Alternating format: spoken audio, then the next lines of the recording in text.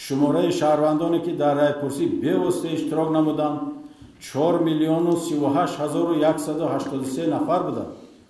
این 92% شماره عمومی رای دهندگان کشور را تشکیل می‌دهد.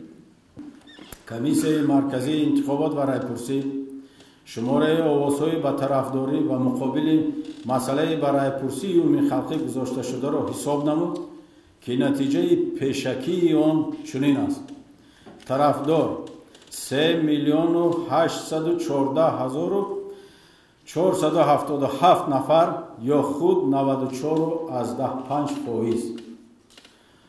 مقابل 134,171 نفر یا خود 3.3%.